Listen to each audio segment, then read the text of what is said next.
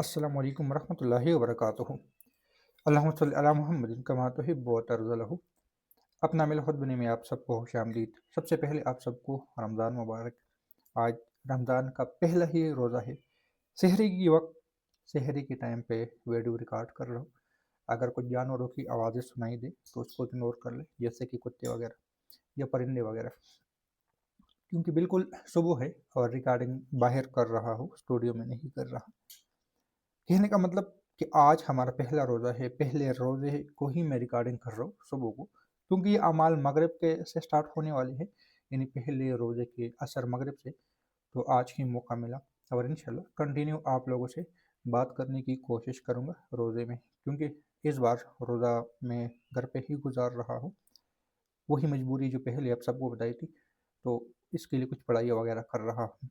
एक अमल मैंने पहले बताया था, आयत लतीफ़ का, रोज़े से 2-3 दिन पहले ही अपलोड किया था और ये हमारा मामूल होता है। अल्हम्दुलिल्लाह लोगों ने स्टार्ट किया है। अगर किसी ने स्टार्ट नहीं किया तो आज ये भी कर सकते हैं, यानी पहले रोज़े को 19 फरवरी को जुमेरात के दिन को दिन में या तरावी के बाद किसी भी टाइम स्टार्ट कर सकते हैं।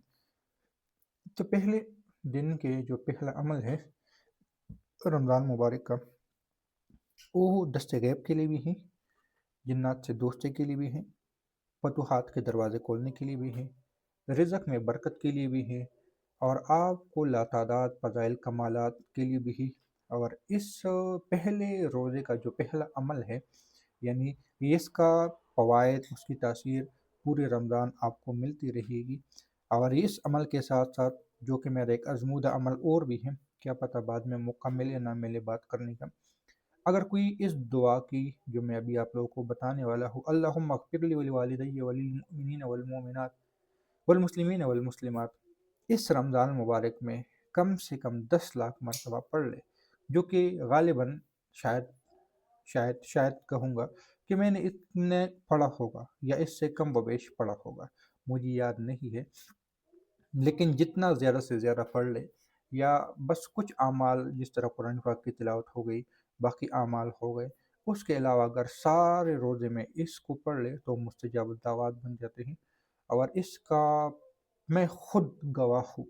आप लोग मुझे किसी भी जगह पे इसके बारे में पूछ सकते हैं, मैं खुद उसका गवाह हूँ। इसकी तासीर मुझे इतनी मिली थी कि इस दुआ की तासीर को ख़त्म करने के लिए फिर मैंने एक और तरीका आज़माया था कि मेरे साथ अजीब व गरीब बातें होने लगी थी कि मैं वो बर्दाश्त नहीं कर सकता, तो उस दवा की तासीर मैंने ख़त्म की थी। लेकिन अब पछता रहा हूँ कि क्यों ख़त्म की, लेकिन हर चीज़ में खैर होती है। अब जब ज़रूरत है तो फिर अब कर नहीं सकता और मामलात की वजह से। अमल की तरफ आता हूँ। फतूहात के लिए अमल जो आज का है, असर के बाद आप लोगों ने सूरे नसर, इज़ा जाअ नस्रुल्लाहि वल फतह, सिर्फ़ और सिर्फ़ 17 बार आप लोग इसको पढ़ सकते हो।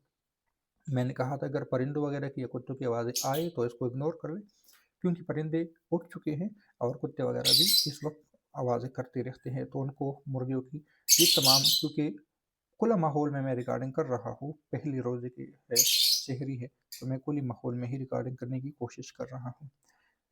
बात कर रहा था असर की, यानी सूरे इज़ा जाअ नस्रुल्लाहि वल फतह की।